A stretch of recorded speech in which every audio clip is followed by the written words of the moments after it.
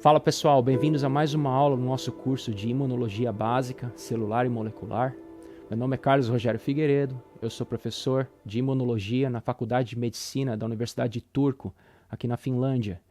E eu tenho doutorado em Imunologia e Microbiologia na Universidade Federal de São Paulo, a Unifesp. Na aula de hoje a gente vai estudar um pouquinho sobre a estrutura modular dessas proteínas, essas famosas proteinoquinases, que a gente discutiu na aula passada, né? Essas proteínas fundamentalmente importantes para iniciar o processo de sinalização, a cascata de sinalização que ativa as células do sistema imune na parte intracelular. Então, a gente vai estudar um pouquinho a estrutura modular dessas tirosinoquinases e a sinalização desses receptores imunológicos, tá? Então, nessa figura aqui, a gente tem diferentes famílias, né, de quinases, tá? Ela mostra a estrutura modular de diferentes famílias de tirosinoquinase. Quando eu falei tirosina quinase, quinase, como eu já falei na aula anterior, vem de kinetics, do inglês, né? Cinética, né? São, então, funções, né, de mobilização. Elas funcionam como se fossem engrenagens. Elas têm uma cinética, elas se mobilizam, elas transferem um grupo fosfato de um local A para o local B. Então elas têm essa característica de engrenagem, né? Quinase, kinetics. E tirosina, porque geralmente elas estão fazendo isso num resíduo de tirosina. Tirosina é um aminoácido. A gente tem diferentes tipos de aminoácidos na natureza. Tirosina é um deles. Então os receptores, eles são proteínas.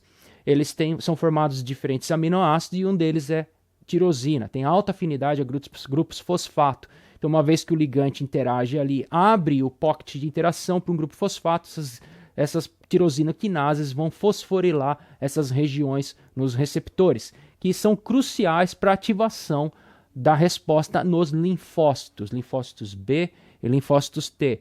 Lembrem-se das aulas anteriores, eu já falei um pouquinho dos receptores de células B, a gente tem os anticorpos e proteínas acessórias, proteínas quinases acessórias e receptores de célula T também, com proteínas acessórias ao redor.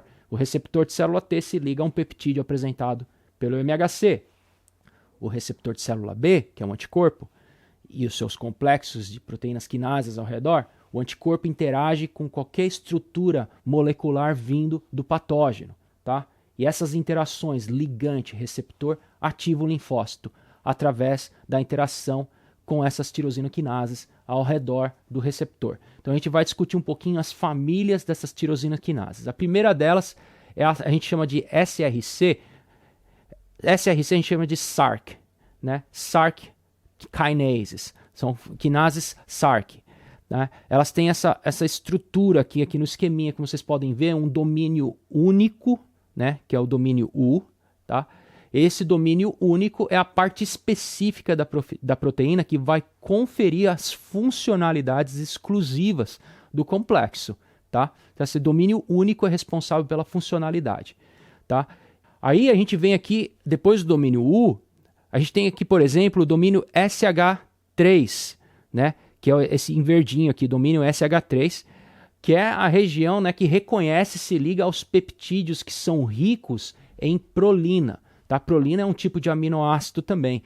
Então, vários aminoácidos de fatores de transcrição, por exemplo, eles são as prolinas que vão ter interação com esses domínios, né, das proteínas quinases. Tá? Então, são domínios SH3 ricos em prolina.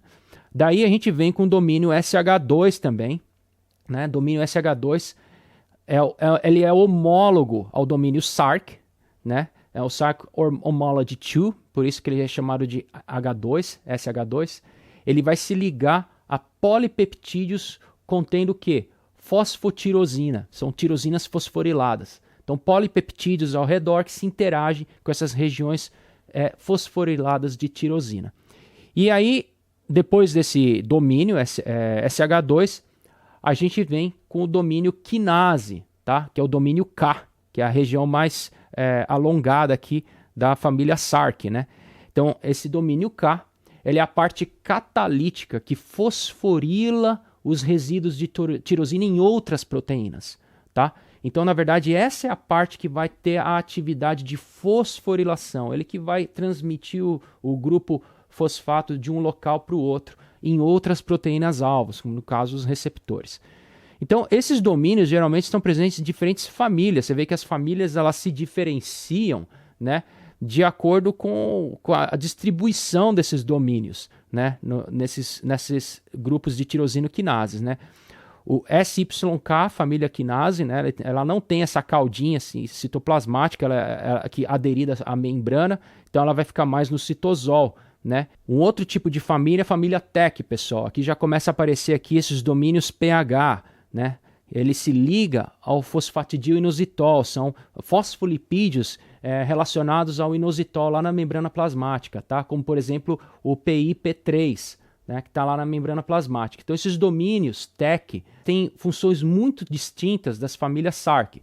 A tirosina quinase da família TEC, por exemplo, a BTK, que é a Bruton's Tyrosine Kinase, elas são muito essenciais para o desenvolvimento e maturação das células B. Tá? Células B que tem os linfócitos, são os linfócitos B com os anticorpos na superfície, então receptor de célula B. Então, a BTK, que é uma tirosina quinase da família TEC, ela é crucial na sinalização desse receptor de célula B, que é o complexo BCR, né, de receptor de célula B, que inclui o anticorpo, que vai participar na ativação de vias de sobrevivência das células B, como por exemplo proliferação da célula B, maturação para uma célula plasma que vai secretar anticorpo e etc. Tá? Então, uma única mutação aqui nessa proteína quinase, né, da família TEC, né, vai fazer com que essa célula B não se ative e não consiga produzir e secretar anticorpos de uma forma eficaz. Ela fica só com anticorpo na superfície, mas não vai acabar secretando anticorpos, não tem ativação eficaz, para formar uma plasma cell, né? Ou um plasmócito que vai produzir anticorpos.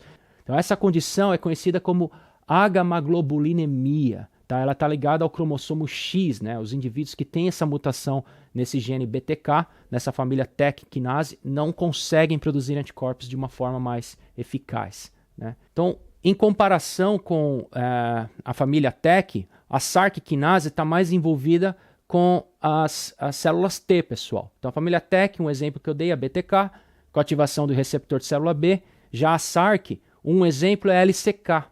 Tá? A LCK é uma tirosina quinase que vai fosforilar ali as proteínas ao redor, por exemplo, ITANs, proteínas ITANs, que são associadas ao TCR na célula T. Então o LCK ele é recrutado para fosforilar as ITANs, como por exemplo o CD3. CD3 é uma molécula específica de linfócito T, muito importante lá no receptor da célula T quando o TCR é ativado. Lembrem-se que o TCR, para ser ativado, precisa se ligar a um peptídeo que é apresentado por uma molécula de MHC lá da célula apresentadora de antígeno. A gente está falando de peptídeos apenas. Então o TCR é ativado, tem a recrutação dessa SARC quinase, LCK, que vai fosforilar uma molécula acoplada ali, que é o CD3, vocês já ouviram falar do CD3, ativando ali a fosforilação do CD3. Aí entra na jogada, pessoal, uma outra tirosina quinase, que no caso aqui do exemplo da SYK, que também faz parte da ativação da célula T, né? Que é, por exemplo, a ZAP70. Ela vai ser recrutada nesses ITANs quando eles são fosforilados, né? Para continuar a cascata de sinalização e ativação da célula T. A gente vai ver isso mais em detalhes aqui nas figuras mais para frente. Tá? Mas só para diferenciar um pouquinho o que é a SARC, o que é a SYK, o que é a TEC, o que elas fazem. SARC, SYK são tirosina quinases associadas à ativação do TCR, lá na célula T, linfócito T, resposta celular. E linfócito B a gente tem mais a TEC Family Kinases, né, as TECs, tá, que tem domínios específicos. Então essa aula de hoje é para mostrar para vocês como é que esses domínios, essas quinases são estruturadas molecularmente. Elas têm diferentes domínios, SH2, SH3, né, é mais assim promíscuo em todas as famílias, e domínios específicos, como do fosfatidil-inositol, nas famílias TEC, que estão mais relacionadas à célula B. E os domínios US, né, essas regiões US aqui, na SARC e na SYK, para ativação do receptor de célula T. Tá bom, pessoal? Então essa aulinha de hoje aqui mais um resumo molecular, introduzindo para vocês a distribuição estrutural desses domínios de diferentes famílias de tirosina quinases fundamentalmente importantes na ativação dos receptores dos linfócitos B e linfócitos T. Se vocês gostaram dessa aula, compartilhem com seus colegas, seus amigos, seus familiares também. Conhecimento nunca é demais. E me ajudem a crescer o canal, compartilhando, se inscrevendo, né? Vamos crescer a nossa comunidade que está aprendendo imunologia básica para depois entender mais à frente imunologia médica aplicada, imunologia clínica. Tá bom, galera? E também não deixem de visitar as outras partes, os outros conteúdos do meu canal. Eu tenho muitas aulas em inglês também. Dá uma puxada aí no inglês para dar uma praticada. O meu inglês com sotaque brasileiro, então é facinho para vocês entenderem.